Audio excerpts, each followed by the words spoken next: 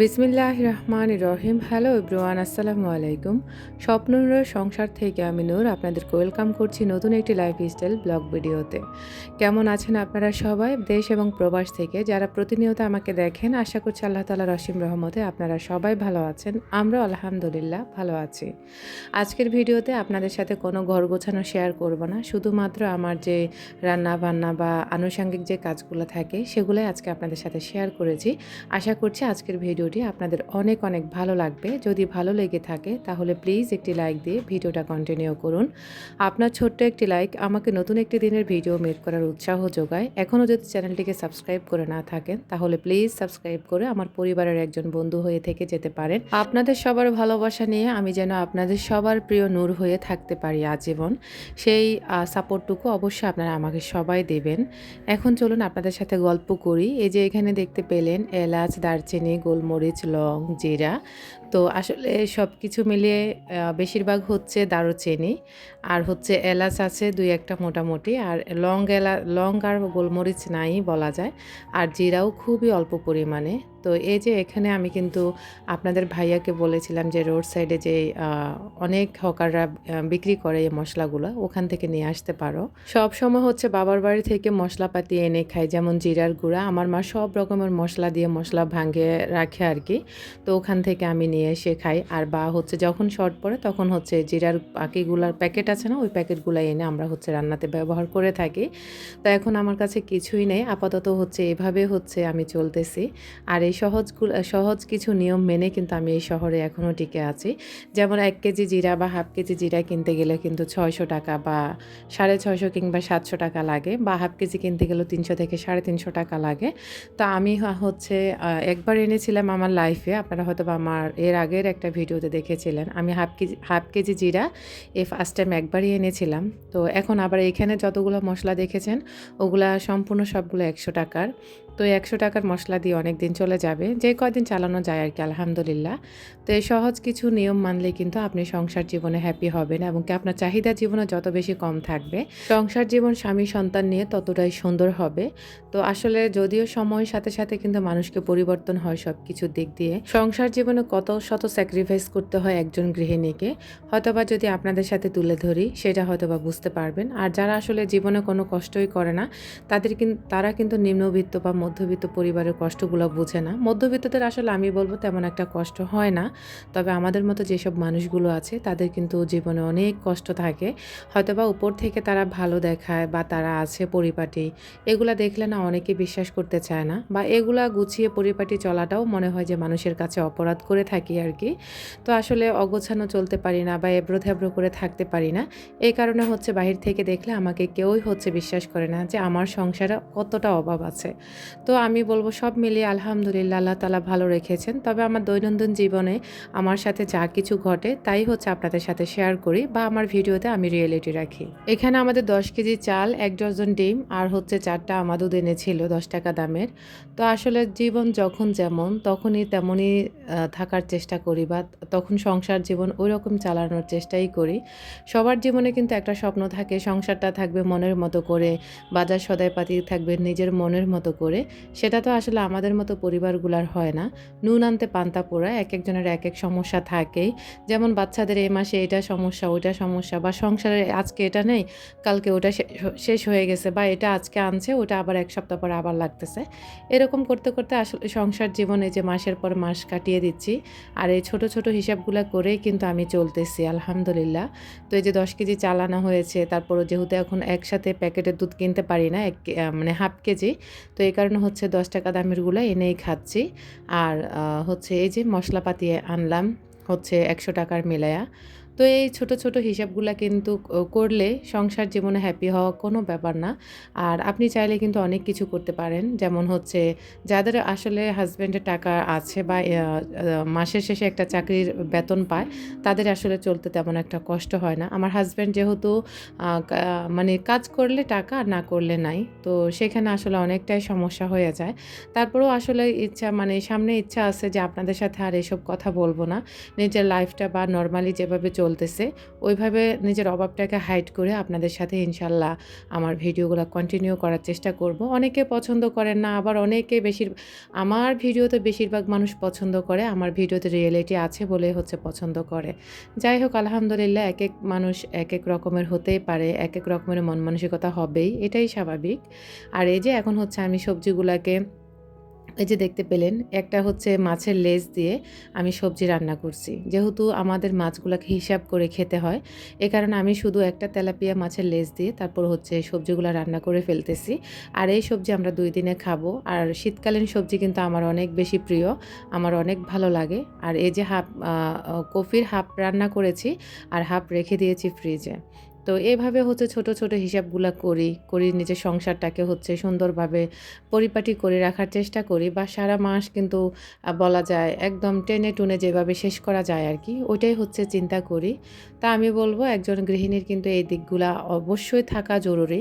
কারণ হচ্ছে সংসার জীবনে কিন্তু দেখবেন, গৃহিণী যদি হিসাবই হয় বা সংসারই হয়, তাহলে কিন্তু আপনার সংসারটা সারাটা মাস সুন্দরভাবে অনায়াসে চালাতে পারবেন। হয়তো বা একটু খাবার দাবারের কষ্ট হবে, কিছুই করার নেই। আমাদের বাস্তব জীবন যেমন, তেমনই আমাদেরকে চলতে হবে। আরেকজনের 10 তলা বিল্ডিং আছে, সেটা দেখে যে আমি হচ্ছে আমারটা, মানে আমি ওইরকম করে চলতে গিয়ে আমি হোঁচট খেয়ে পড়ে যাব, পড়লে তার ওঠানোর মানুষ নেই। এ দুনিয়াতে আপনাকে আপনার পিছন থেকে টেনে ধরার মানুষ আছে, কিন্তু আপনি পড়ে গেলে আপনাকে ধরে উঠিয়ে দেওয়ার মানুষ কিন্তু এই পৃথিবীতে নেই, খুব কম আছে। আমি বলবো হ্যাঁ আছে। যেসব মানুষগুলো ভালো, ওইসব মানুষগুলোর জন্য পৃথিবী এখনও সুন্দর, এখনও টিকে আছে আলহামদুলিল্লাহ। আমাদের এই পৃথিবীতে অনেক হাজার হাজার ভালো মানুষ আছে এখনও, কিন্তু খারাপ মানুষের সংখ্যাটা বেশি। খারাপ মানুষের সংখ্যা বেশি বলে কিন্তু আমাদের সমাজ এখনও অনেকটাই দরিদ্র রয়ে গেছে, বা বাংলাদেশটা অনেকটাই দরিদ্র রয়ে গেছে। সবার মন মানসিকতা যদি আল্লাহ তাআলা একরকম সৃষ্টি করতো, তাহলে আমার মনে হয় না বাংলাদেশে কোনো অভাবী মানুষ থাকতো বা কোনো অসহায় মানুষ থাকতো। উপর থেকে যতটা পরিপাটি টিপটপ রাখি, ততটাই আমার ভেতরে অনেক লুকানো কষ্ট আছে, যেগুলো হয়তো বা আপনাদের কাছে আজও আমি বলিনি। আমার অনেক না বলা কথা আছে, তো আসলে বলতেও চাই না। তারপরেও আমি চিন্তা করছি যে আমার এই সংসার জীবনে যা কিছু ঘটবে তাই আপনাদের সাথে সেই শুরু থেকে শেয়ার করে আসছি। আর মাঝে মাঝে আসলে কিছু মানুষের কমেন্ট পেলে, যদিও আসলে আলহামদুলিল্লাহ 100% এর মধ্যে 99% মানুষ হচ্ছে আমাকে ভালো কমেন্ট করেন, আর 1% মানুষ সম্ভবত ব্যাড কমেন্ট করেন। যাই হোক, আল্লাহ তাআলা সবাইকে হেদায়েত দান করুক। আর যারা হচ্ছে, আমি বলবো নিজে কিছু করতে পারে না, তারাই মানুষকে হিংসা করে। আপনাদের সাথে গল্প করতে করতে আমার কিন্তু রান্নাবান্না অলমোস্ট শেষ হয়ে গেছে। আর এই সবজি রান্নাটা যে আমার কী ধরনের মানে ভালো লাগে, এটা আসলে বলে বোঝাতে পারবো না। আমি মিক্সড সবজি রান্না করি, যদিও এই বছর হচ্ছে আমি সবজি খিচুড়িটা খেতে পারিনি, তবে ইনশাল্লাহ খাওয়ার চেষ্টা করব। আর এখন চলে এসেছি রাতে আর কি, মানে সন্ধ্যার পরে। আজকে হচ্ছে পিঠা বানাবো, মানে ওই যে পিঠা এনেছিলাম শনি রাখড়া থেকে, রেডিমেড পিঠাগুলো, ওগুলো হচ্ছে আজকে দুধ দিয়ে গুড় দিয়ে রান্না করব। তো আশা করছি আজকের ভিডিওটি আপনাদের অনেক অনেক ভালো লেগেছে। আর যাদের ভালো লাগবে না, আমি বলবো তারা দেখতে থাকুন, দেখতে দেখতে ভালো লাগা ভালোবাসা হয়ে যাবে ইনশাআল্লাহ।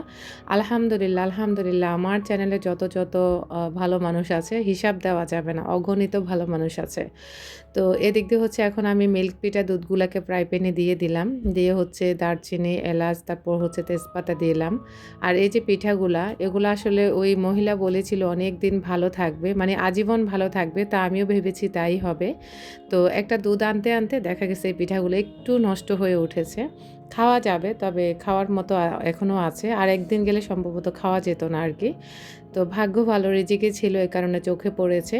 এখন হচ্ছে দুধের মধ্যে আমি গুড়গুলা দিয়ে দেব পরিমাণ মতো। আর আপনারা চাইলে ওগুলো চিনি দিয়েও রান্না করতে পারেন, যার কাছে যেমন ভালো লাগবে আর কি। তো আমার কাছে আসলে যেহেতু গুড় ছিল, এ কারণে হচ্ছে আমি গুড় দিয়ে রান্না করছি। তো এখানে পরিমাণ মতোই হচ্ছে যে যার স্বাদ অনুযায়ী গুড় দিতে পারেন। আমি আসলে মিষ্টিটা একটু পরিমাণে কম খাই, তারপরেও কিছু খাবারে আছে মিষ্টি, চিনি এবং লবণ দিতে হয়, তাহলে ইনহ্যান্সটা ঠিক থাকে। আর অনেকে হচ্ছে মিষ্টি খাবারের মধ্যে লবণ দিতে চায় না, তখন কিন্তু স্বাদটা সলিডভাবে মানে সঠিকভাবে পাওয়া যায় না।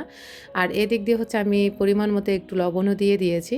লবণ আর মিষ্টি জাতীয় খাবারের মধ্যে লবণ দিলে অবশ্যই কিন্তু আপনার খাবারের টেস্ট, মান সব কিছু অ্যাকুরেট হয়। তো এখন আমি লবণটা আবারও চেক করে নিলাম, মিষ্টিটা চেক করে নিয়ে এখন আমার ফ্রিজে হচ্ছে ফ্রোজেন করা নারকেল ছিল। এই নারকেলগুলো যে আমি কোরবানির ঈদে বাড়িতে গিয়েছিলাম তারপরে, তখন হচ্ছে এগুলো আমার মা দিয়েছিল। আবার আমার শ্বশুরবাড়ি থেকে আমার আরফানের আব্বু হচ্ছে বাজার থেকে এক জোড়া কিনে এনেছিল। তখন আমার হাসব্যান্ড সহকারে হচ্ছে আমরা গ্রামে গিয়েছিলাম আরকি। আর এখন এগুলা হচ্ছে একটু বলক আসার পরে আমি ফ্রোজেন করা নারকেলগুলো দিয়ে দিলাম। যদিও আসলে সবগুলা যদি সাথে, সাথে ইনস্ট্যান্ট বানিয়ে যদি খাওয়া যেত এই পিঠাগুলা, তাহলে কিন্তু এটার টেস্ট সম্পূর্ণ আলাদা আসে। তো এগুলো আসলে সব কিছুই বলা যায় কোনো রকমে একটা ঠেকার খাওয়া আরকি, বা যখন খেতে ইচ্ছে করে আরকি। তো ইনস্ট্যান্ট তো আর পাওয়া যায় না, বা আমি এগুলো বানাতেও পারি না। এ কারণে হচ্ছে বাজার থেকে কিনে আনলাম। আর এই যে এখন হচ্ছে আমি সবগুলা ভালো করে দুধ বলক আসার পরে চুলাটা বন্ধ করে দিয়েছি। অলমোস্ট পড়েই গেছিলো, তারপরেও হচ্ছে আবারও নামিয়ে নিয়ে এলাম। আর কারেন্টের চুলায় রান্না করতে গেলে কত শত জ্বালা যন্ত্রণা সহ্য করতে হয়, এটা আসলে হিসাবের বাইরে থাকে। তো আবার কারেন্টের এই চুলাগুলাতে কিন্তু আ মানে পাতিল আপনার মানে চুলার পছন্দ মতো পাতিল না হলে আপনি ব্যবহার করেও শান্তি পাবেন না। তবে আপনারা রিকোয়েস্ট করতেছেন আমি যেন কারেন্টের চুলার ব্যাপারে একটা ভিডিও দিই এবং কি বিল কত আসে সেটা আপনাদেরকে বলে দিই। তবে ইনশাল্লাহ আমি আপনাদের সাথে শেয়ার করব নেক্সট ব্লগে যদি পারি তারপরে আরকি। তো আসলে আরাফকে নিয়ে এত দৌড়াদৌড়ি করতে হচ্ছে আমাকে। আমি এখন সংসারেও ঠিকমতো মনোযোগ দিতে পারি না। একদিক দিয়ে আমি বলা যায় হাঁপিয়ে যাই। তারপরে এই হাঁপানো থেকেও উঠে এসে আবার আপনাদের সাথে একটু ভিডিও শেয়ার করি। আর দেখলাম যে এখনও ঝোলগুলো পাতলা। আর পাতলা যেহেতু এ কারণে আগে থেকে মানে আটা গুলিয়ে রেখে দিয়েছিলাম। আর যেহেতু পাতলা হয়ে গেছে ঝোলটা এ কারণে আটাগুলা দিয়ে দিলাম যাতে করে একটু ঘনত্ব ভাব আসে আরকি। আর এই রেসিপিটি আমার মেজো আপু আমাকে শিখিয়ে দিয়ে গেছে। যদি ঝোল পাতলা হয়ে যায় তাহলে আটা গুলিয়ে উপর থেকে দিয়ে দিলে ঘন হয়ে যাবে। আর যেই কথা সেই কাজ, সুন্দর একটা কালারও এসেছে। আর মাশাআল্লাহ খেতেও অসম্ভব মজার ছিল। আর এগুলো আসলে এই জাতীয় খাবারগুলো ফ্রিজে রেখে খেলে তখন বেশি টেস্ট লাগে। তো আমরা হচ্ছে ১ম দিন যা খেয়েছি আলহামদুলিল্লাহ, পরের দিন হচ্ছে এগুলাকে ফ্রিজে রেখে, রেখে আমরা মা ছেলে সবাই খেয়েছি। মাশাআল্লাহ আলহামদুলিল্লাহ একটা পিঠাও ভাঙেনি। একদম যেরকম কালার, যেরকম টেক্সচার চেয়েছিলাম সবগুলো অ্যাকুরেট এসেছে। আপনারা হয়তোবা অনেকে বলবেন যে নূর আপুর হাতের যদি খাবার একবার খেতে পারতাম। তবে আমি বলব আমার হাতের রান্না আমার হাসব্যান্ড ভীষণ পছন্দ করে। তবে আসলে আপনাদের কার কাছে কেমন লাগবে সেটা আমি জানি না। তবে দেখতে যেহেতু যে জিনিস ভালো হয় খেতেও ইনশাল্লাহ মজার হবে। তো এই যে এখন হচ্ছে আমি ১ প্লেট নিয়ে বসে গেছি অলরেডি। আর আজকের রেসিপিটি আপনাদের কাছে কেমন লেগেছে অবশ্যই কমেন্ট করতে ভুলবেন না। সত্যি কথা পিঠাগুলা কিন্তু খুবই লোভনীয় হয়েছিল।